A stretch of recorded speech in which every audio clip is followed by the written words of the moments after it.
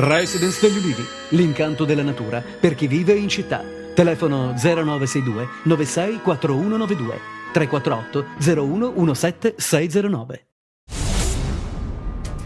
31 arresti e un sequestro di beni per 10 milioni di euro nell'ambito dell'inchiesta sulla rivolta degli immigrati a Rosarno. Tra i destinatari dei provvedimenti, cittadini italiani ed extracomunitari accusati di associazione per delinquere, violazione della legge sul lavoro e truffe nel settore dell'agricoltura. L'operazione Migrantes ha visto in azione agenti della squadra mobile di Reggio Calabria, carabinieri e militari della Guardia di Finanza. Sotto sequestro sono state poste 20 aziende e 200 terreni.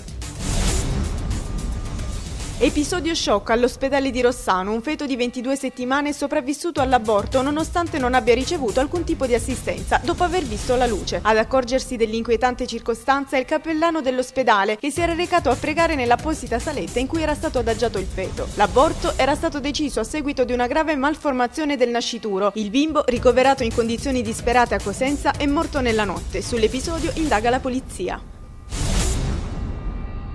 Ancora una doccia gelata per i 130 giovani vincitori di concorso che attendevano di essere chiamati dalla Regione Calabria per firmare i contratti di lavoro. Questa chiamata infatti è stata rinviata a data da destinarsi, così come annunciava il sito istituzionale dell'ente. I 130, dopo aver effettuato le visite mediche di rito, aver comunicato i loro dati, aspettavano solo di recarsi a Reggio per la firma del contratto e la presa di servizio, inizialmente prevista per il 3 maggio.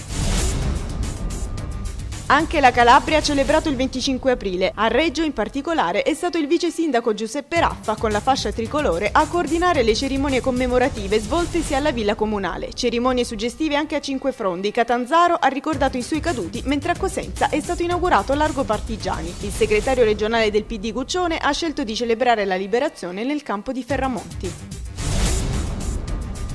Si è conclusa ieri la 12ª settimana della cultura con la visita ai castelli medievali di Oriolo e Rocca Imperiale. I molti cittadini che hanno partecipato hanno assistito nel castello di Rocca al corteo storico federiciano, che ha riproposto scene di vita tipiche dell'epoca e infine la degustazione di piatti cucinati seguendo le ricette medievali, un modo originale per trascorrere la giornata del 25 aprile tra arte e storia della nostra terra.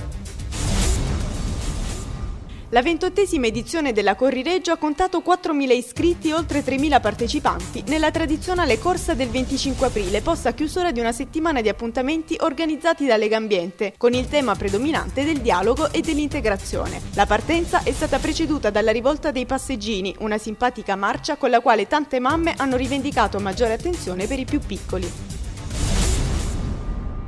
Nella Sala Azzurra della provincia di Crotone è stato presentato il volume Le Sirene di Croton. Nella pubblicazione sono illustrati e descritti due eccezionali ascoi bronzei a forma di sirena del V e IV secolo, appartenenti alla collezione del Museo Archeologico Nazionale di Crotone. All'incontro, con il quale si apre l'esposizione dei due preziosi reperti, hanno partecipato l'assessore alla cultura, il comandante del Nucleo Tutela Patrimonio Culturale dell'Arma dei Carabinieri e il direttore del Museo Archeologico Nazionale di Crotone. Il 37° turno di Serie B segnala l'importante successo del Crotone sul Torino per 1-0. Decisiva la rete messa a segno nel primo minuto di gioco da Gabbionetta, con una conclusione da lontano che sorprende Sereni. Pareggio a reti bianche per la Regina a Brescia, punto prezioso che permette agli Amaranto di tirarsi fuori dalla zona retrocessione. In prima divisione il Cosenza raccoglie solo un punto al San Vito contro il Ravenna, 2-2 con reti di Danti e De Pascalis. In seconda il Catanzaro batte 3-2 fuori casa il Siracusa, a segno di Maio, Mosciaro e Montella, ma resta sempre a 2 punti dalla capolista Juve Stabia. Pareggio invece per la Vibonese che fa 1-1 sul campo del Gela.